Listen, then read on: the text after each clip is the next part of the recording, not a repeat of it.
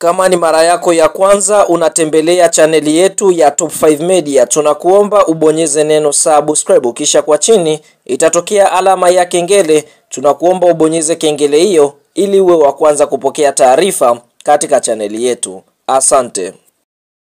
Habari kubwa ya kimichezo ambayo tunakwenda kuiangaza mezani siku ya leo ni kuhusiana na kile ambacho kinakwenda kujiri katika dirisha kubwa la usajili mwezi Julai mwaka 2025 kuelekea katika msimu mpya wa mwaka 2025-2026 kunako kikosi cha timu ya soka ya Simba Sports Club, kwa mujibu wa taarifa ambayo iliweza kutolewa na kocha mkuu wa kikosi cha Wekundu wa Msimbazi mtaalam Fadlu Davis. Eneo ambalo mpaka sasa ameliona linabidi lifanyiwe marekebisho ni eneo la kiungo namba 10, ambapo ikumbukwe eneo la kiungo namba 10 kwa sasa anacheza mchezaji mmoja ambaye ni Jean Charles Ahoua, sometimes hata mchezaji anaofahamika kwa jina la Joshua Mutale Esjarabudo na pia amekuwa akicheza katika eneo la namba 10. Sasa Simba tunaona kupitia kocha Fadlu haridhishwi katika eneo hilo na akaweza kuwaomba viongozi wa klabu ya soka ya Simba waweze kumtafuta kiungo namba 10 ambaye moja kwa moja atakwenda kupika mabao na kusaidiana na mchezaji anaofahamika kwa jina la Jean Charles Ahoua. Shabaha za Simba ni kumsajili kiungo wa kizawa, hapa tukienda kumongelea mchezaji anaofahamika kwa jina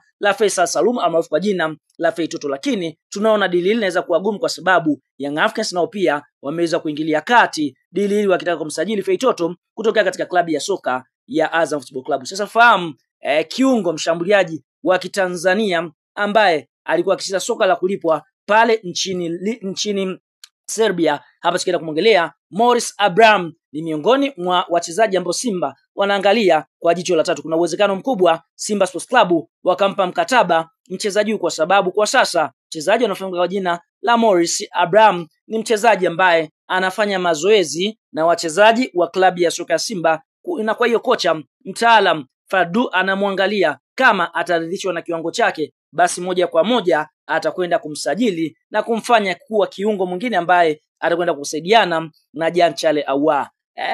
Kwa upande taifa inasemaje? Nasema hivi, kiungo mshambuliaji wa Tanzania Morris Abraham yupo katika rada za klabu ya Simba Sports Club Tanzania. Nyota huyo ambaye alikuwa anaitumikia klabu ya Sparta Subotica ya nchini Serbia kwa sasa yupo huru mara baada ya kuachana na klabu yake hiyo. Taarifa zilizopatikana ni kwamba klabu ya soka Simba imempa nafasi ya kufanya mazoezi katika klabu hiyo ili kuthibitisha uwezo wake ili msimu ujao awe miongoni mwa wachezaji wa Simba Sports Club. Tayari yupo chini ya uangalizi wa kocha Fadlu Davis ambaye anaendelea kuangalia uwezo wake. Morris Abraham ana uwezo wa kucheza nafasi nyingi uwanjani kama namba 7, namba 10, namba 11, lakini pia kama namba 8 katika timu ya taifa ya vijana Tanzania. Alikuwa naoza na alikuwa katika kiwango bora sana katika nyakati alizocheza. Simba kwa sasa wanahitaji wachezaji wenye uwezo mkubwa ili kuifanya timu yao kuendelea kuwa hatari katika mashindano yote watakayoshiriki kuweka katika msimu ujao, hasa mashindano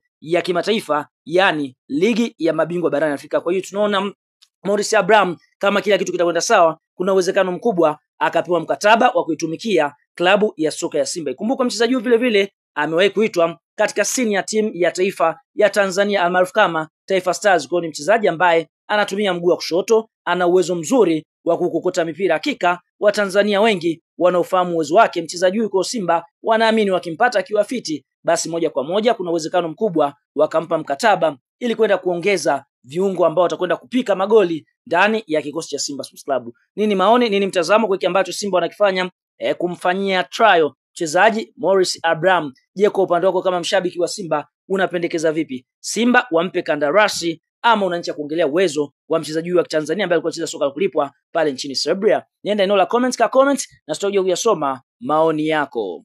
Kuna wataalamu wa tiba za asili lakini Sheisa Sultan ndiyo kiboko yao. Kutana na Sheisa Sultan kwa huduma zifuatazo: kusafisha nyota, matatizo ya uzazi, mvuto wa biashara, kuondoa nguvu za giza, kurejesha nguvu za kiume, kukomesha usaliti kwenye ndoa, kushinda bahati nasibu. Jinsi ya kuwasiliana na Sheisa Sultan: unaweza kumpigia simu namba 0756465818 au 0680476277. Pia unaweza kumtafuta kupitia WhatsApp kwa namba hizo hizo. Mpigie muda wote Sheisa Sultan ili utibiwe. Hakika Sheisa Sultan ndiyo kiboko yao.